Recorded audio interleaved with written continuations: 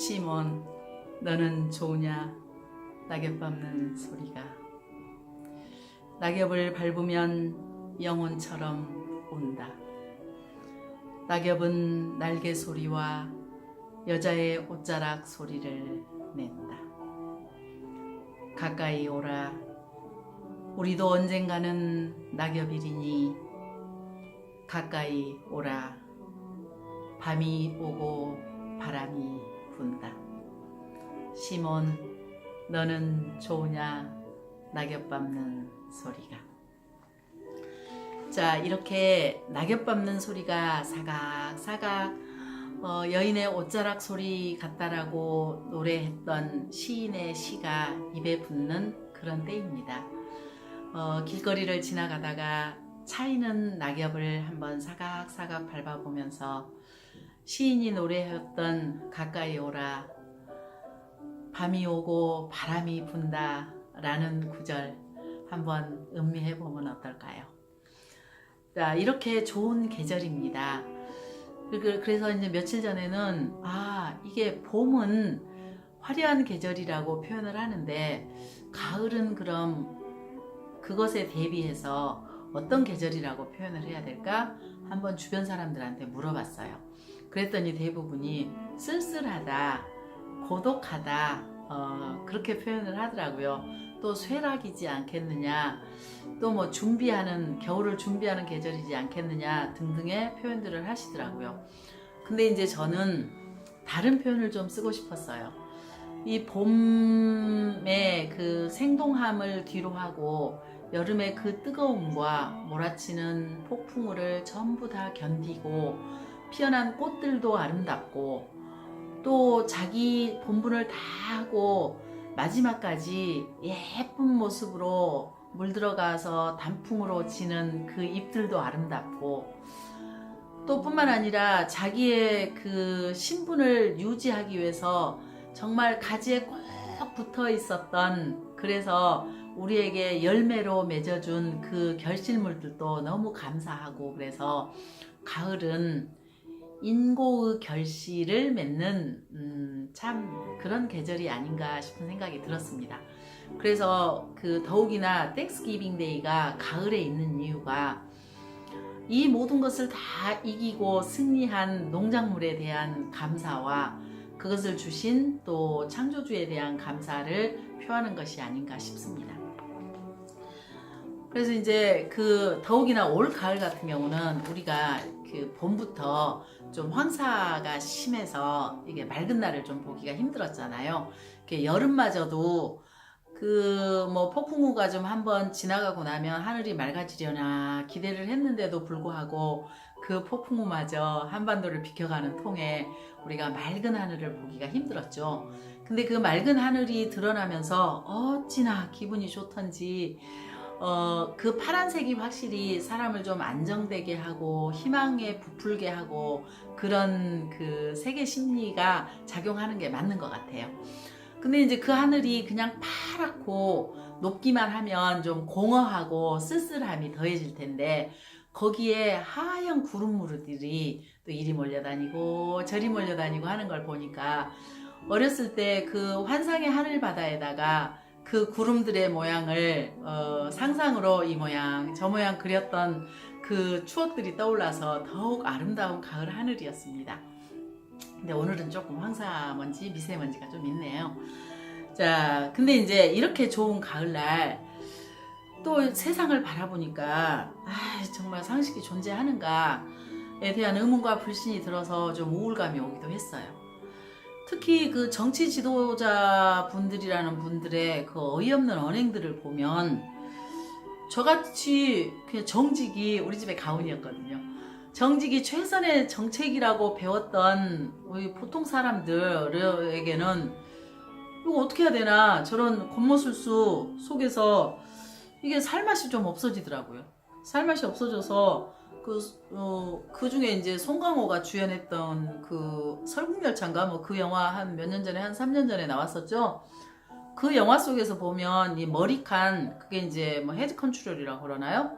컨트롤 타워 역할을 하는 머리칸에서부터 그 먹고 살기에 급급해가지고 귀뚜라미 먹이를 먹으려고 막 서로 아기다툼을 하는 꼬리칸까지 나중에 알고 보니까 그 모든 것들이 그 헤드칸에서 그러니까 머리칸에서 전부 다 기획했던 사람들을 조종하고 뭐 하물며 뭐 싸움도 조종하고 모든 것들을 그랬던 것들을 생각나게 하더라고요.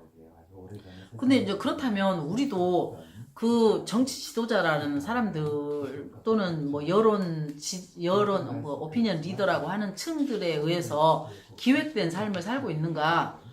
라고 이제 그렇다면 그들이 그 짜놓은 프레임 속에서 우리는 꼭두각시 노릇을 하고 있지 않는가 그런 생각이 들어가지고 좀 살맛이 없어졌어요. 그래서 좀 우울하더라고요. 그런 면에 있어서는 그게 그 하얀 것을 검다라고 계속 프레임을 씌워놓고 여러분 이거는 까만색입니다. 까만 그림입니다. 까만 그림입니다. 까만 그림입니다. 계속 그러는 거예요. 하얀색 아니에요? 하얀색 아니에요? 까만색이에요? 라고 하는 소리가 그냥 저를 좀 스스로 너무 괴롭게 했어요. 그래서 그 설국열차에서 기차에서 뛰어내리기만 하면 다른 세상이 있는데 그 뛰어내리지 못하고 그냥 그 기차 안에서 아기다툼을 하는 그 이론이 아닐까라는 생각 때문에 아이 그냥 나도 그런 존재이구나 어쩔 수 없구나 라는 것 때문에 좀 스스로 괴로웠거든요. 그래서 아이 정신 좀 차리자 싶어가지고 아이 그냥 제가 좋아하는 독서나 좀 하자 싶어서 그냥 한쪽으로 좀 옆으로 제껴놓았던 이 책을 찾게 됐답니다. 그리트. 자, 이 그리트가 혹시 여러분 무슨 뜻인 줄 아세요? 이 그리트는 이제 뭐 끈기 또는 불굴의 뭐 의지 뭐 그런 뜻을 가지고 있는데요.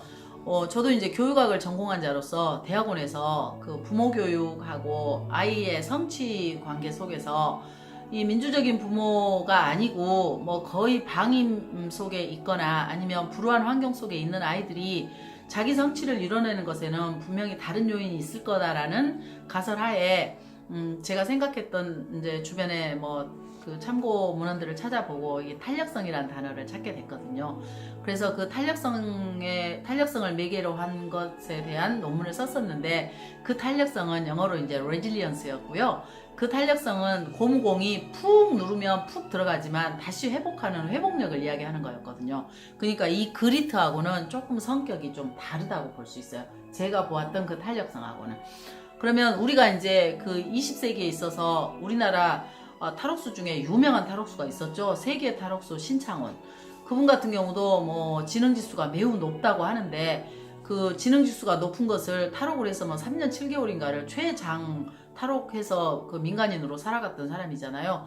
그 사람도 자기가 어렸을 때 그 불우했던 가정 환경과 초등학교 선생님이 너 같은 놈은 커서 도둑놈이나 되라 뭐 그랬다는 그 말 때문에 자기가 그렇게 됐다고 남의 탓을 하는 소리를 그 환경 탓을 하는 소리를 텔레비전에서 본 적이 있거든요. 근데 이렇게 우리가 뭐 환경이 그러면 반대로 환경이 매우 좋음에도 불구하고 자기 성취를 이루지 못하고 우울감에 빠져 있거나 아니면 그냥 저 사람은 그럴 사람이 아니었는데 그럴 환경이 아니었는데 라고 하는데도 불구하고 그냥 보통 사람의 삶을 사는 사람들이 있죠. 물론 자기 만족도 없는 삶이겠죠. 그러면 거기에는 어떤 상관관계가 있을까를 고민을 한번 해볼 수 있는 거잖아요. 특히 이제 우리나라 속담에는 막 그런 거 있잖아요. 완전 기죽이는 거. 네 환경을 생각해라. 장대밭에서 장대 나는 것이고 신우대밭에서 신우대 나는 것이지. 네가 해봤자 뭐 별거 있겠냐. 그리고 애초에 시도도 하지 말아라. 못 올라갈 나무는 쳐다보지도 말아라. 막 그렇게 말하는 길을 팍 죽이면서 환경에 적응하고 살으라는 그런 속담도 있잖아요. 이제 그와 반대로 이 환경을 극복하면서 그 자기 성취를 이룬 것에 대한 또 속담도 있죠. 뭐 여러분 아시다시피 개천에서 용난다. 그래서 개천에서 용난 사람들은 뭐 자수성가했거나 아니면 불굴의 의지를 가지고 여러 번 도전 끝에 어떤 분야에서 성공을 이루었거나 뭐 하는 사람들을 칭하는 말이기도 하죠. 근데 이제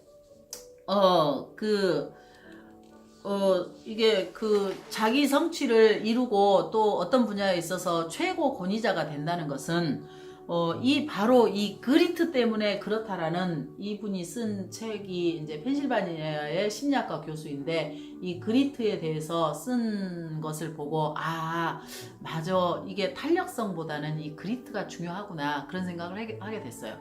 이게 재능이 있어도 이 그리트가 있지 않으면 어떤 분야에 있어서 두각을 나타낼 수가 없다라는 결론을 저도 이 책을 읽고 하게 됐거든요. 그래서 이제 이 책은 이 그리트의 정의부터 그리트가 왜 중요한가 와 또 그리트도 성장시킬 수 있다라는 희망적인 소리를 하고 있더라고요. 자, 그 포기하지 않는 나 또는 포기하지 않는 아이를 만들기 위해서는 그 목적의식도 분명히 있어야 되겠죠. 근데 목적의식만 있으면 되겠나요? 사람이 뭐 신이 아닌데 한 번 해가지고 도전해서 딱 이루어지는 일은 거의 없는 거죠. 그러니까 다시 일어설 수 있는 용기, 그리고 또 그 다시 일어서기만 하면 되나요? 늘 희망을 가지고 도전하는 마음, 이런 것들을 어떻게 강한 나로 강한 아이로 기를 수 있는가를 이 책에서 제시를 하고 있어요. 이 저자인 엔젤라 더 코어스라는 펜실베니아 대학 심리학과 교수 자신도 이 부모님뿐만 아니라 선생님들의 이 그리트에 힘입어서 본인의 지금 자리에 이르렀다라고 고백을 하면서 자신의 경험 위주로 이 책을 쓰고 있으시더라고요. 근데 사실 좀 저는 요즘 젊은이들이 뭐 연약하다, 인내심이 없다, 뭐 또 끈기가 없다 등 그 어른들이 많이 그런 소리를 쓰잖아요. 왜 그럴까 했더니 우리가 엄마 뱃속에서부터 요새 아이들은 칭찬해야 된다라고 칭찬만 먹고 자라는 거예요. 근데 세상이라는 험한 바다가 어찌 나만 칭찬할 수 있냐고요. 물론 내가 잘하는 것도 혼나고 잘못해도 혼나는 것이 세상인지라 이 그리트 또는 탄력성, 이게 없으면 세상에서 살아남기가 너무 힘든 것 같아요. 그래서 부모님들이 꼭 한번 이 책을 읽어보고 인성에서 꼭 필요한 요소가 끈기구나. 그러면 끈기를 어떻게 우리 아이에게 길러줘야 될까? 또는 격려를 통해서 이 그리트를 가질 수 있는 훌륭한 아이 또는 어떤 분야에 있어서 끊임없이 도전하면서 자기 성취를 이루어갈 수 있는 아이로 길러낼 수 있을까에 도움이 되겠습니다. 그러므로 제가 좀 바쁘게 가는데요. 삶 속에서 충만한 삶을 영위하도록 하기 위해서는 이 그리트라는 책을 한번 꼭 읽어보시고요. 또 한번 적용해보시고 또 성장시켜 보는 게 어떨까 싶습니다. 그래야만이 그 실패를 두려워하지 않는 성공의 길로 가는, 성공이 뭔지는 모르겠습니다만은 자기 성취라고 할게요. 자기 성취를 이룰 수 있는 삶이 되지 않을까 싶습니다. 오늘 또 가을날과 함께 구음원의 시몬 너는 들리느냐 낙엽 밟는 소리가로 시작하여 또 가을날을 아주 유쾌하게 하는 마음을 가라앉히는 음악을 들으면서 오늘 방송을 마치도록 하겠습니다. 고맙습니다.